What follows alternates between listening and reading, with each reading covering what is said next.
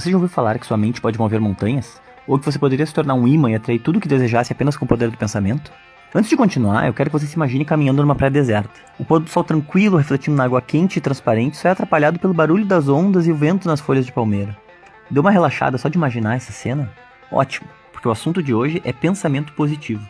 De físicos a líderes religiosos, passando por médicos e gurus da autoajuda, muitos afirmam: positividade faz bem, e muito. Mas será que pensar positivo realmente faz bem? Antes de responder essas perguntas, precisamos saber um pouco mais sobre como nossa mente funciona.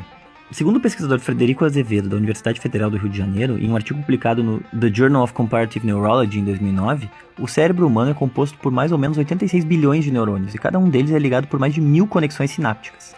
Mas conexão sináptica? O que isso quer dizer exatamente? Vamos a um pouquinho de fisiologia básica para te explicar melhor. Neurônios são células responsáveis por transmitir impulsos nervosos, que são sinais enviados de um neurônio para o outro ou para outras células do nosso corpo.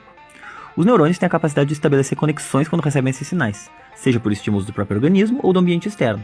Alguns desses sinais são elétricos, mas pode ficar tranquilo, seu cérebro não vai entrar em curto-circuito. A comunicação entre neurônios ou entre neurônios e outras células acontece nas sinapses, em um espaço chamado fenda sináptica.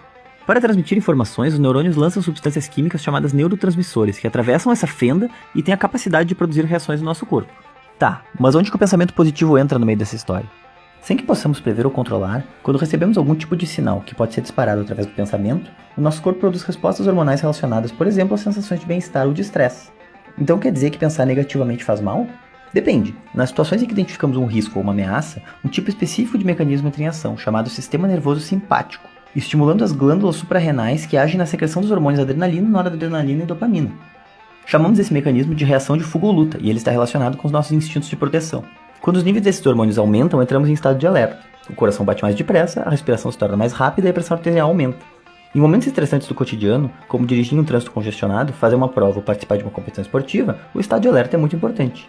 O pessimismo, nesse caso, estaria relacionado com o medo do fracasso ou com a antecipação de situações arriscadas, nos deixando mais preparados para enfrentar essas situações. O problema é quando estamos nos estressando o tempo todo. Segundo a Associação Americana de Psicologia, quando isso acontece, o córtex das glândulas suprarrenais dispara a produção do hormônio cortisol, que, em situações de estresse prolongado, pode desencadear processos que acabam contribuindo para a diminuição da ação do sistema imunológico, e então podemos ficar mais propensos a adoecer. Níveis muito altos de cortisol afetam também a parte do cérebro responsável pela memória e pelo aprendizado, nos deixando irritados e esquecidos. Uma outra explicação científica sobre o quanto o pessimismo e as emoções negativas podem fazer mal é defendida pelo cientista da computação Steve Parton. Ele sugere que a negatividade e o hábito de reclamar alteram fisicamente a estrutura do nosso cérebro, nos ajudando a entender porque algumas pessoas parecem não conseguir sair de um estado negativo. Imagine 4 pessoas divididas em duplas, jogando bolas umas para as outras. Uma dupla está a 10 metros uma da outra e a outra está a 100 metros uma da outra. Da mesma forma funcionam os nossos pensamentos. Quando pensamos, as sinapses se aproximam para diminuir a distância que o impulso elétrico precisa percorrer. Dessa forma, o cérebro teria a capacidade de criar conexões com base em tudo a que é exposto muitas vezes, alterando a sua forma física para facilitar a transmissão do pensamento. Então, se temos um pensamento recorrente, fica mais fácil e mais provável que ele aconteça novamente. Funciona como se a dupla que pegou a bola primeiro pudesse dar um passo para frente na próxima rodada, fazendo com que a chance de pegarem a bola primeiro outra vez seja ainda maior. A boa notícia é que também funciona com pensamentos positivos. Médicos do Departamento de Psiquiatria e Cardiologia da Harvard Medical School apontam que o estado de ânimo pode influenciar o nosso organismo de várias formas. Um desses estudos, de janeiro de 2016, publicado pela Associação Americana do Coração, buscou averiguar a correlação entre o senso de otimismo, o senso de gratidão e o nível de novas internações hospitalares em 164 pacientes com quadro clínico de síndrome coronariana aguda que passaram por internação anterior.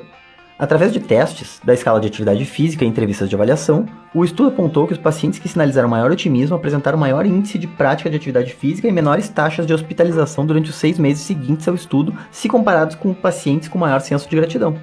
Por que essa diferença? Os autores acreditam que o sentimento de gratidão é centrado no passado e pode ter menos efeito sobre o nosso comportamento futuro que o senso de otimismo.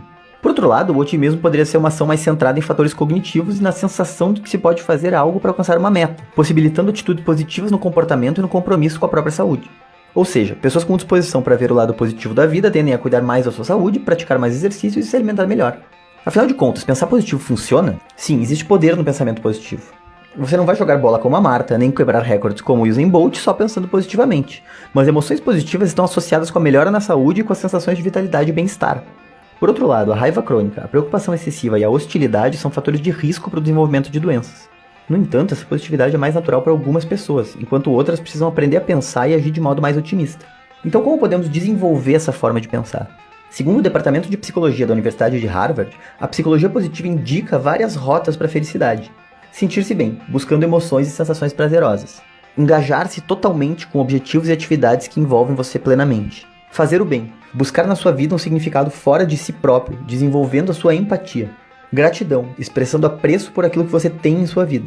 Saborear, focando a atenção no prazer, em como ele ocorre, compartilhando e apreciando cada experiência de modo consciente. Estar consciente, centrando a sua atenção sobre o que está acontecendo no momento e trabalhando a aceitação sem julgamentos. E autocompaixão, buscando consolo quando necessário, dedicando tempo para cuidar de si mesmo para motivar-se e tentar novamente. E você que faz parte da Legião Autoridade Fitness, já passou por alguma situação em que o pensamento positivo te ajudou no dia a dia? Conta pra gente essa história e vamos criar juntos uma onda de ações positivas ao nosso redor. Oi, se você assistiu esse vídeo até o final e gostou do que viu, por favor inscreva-se no canal e deixe seu joinha aqui embaixo. A sua inscrição é muito importante porque é a única maneira de garantir que você vai ser avisado ou avisada cada vez que lançarmos um vídeo novo. Para você ter uma ideia, o Facebook só mostra nossos vídeos para 10% das pessoas que nos curtiram por lá. Aqui no YouTube, a chance de ele sugerir o nosso vídeo novo para você quando a gente coloca ele no ar é um pouquinho maior, mas não muito. Então se você quiser saber sempre que a gente postar um conteúdo inédito, eu vou pedir de novo para você, por favor, se inscrever no nosso canal. É bom pra gente, é bom pra você e é só um clique. Então forte abraço e a gente se vê no próximo vídeo.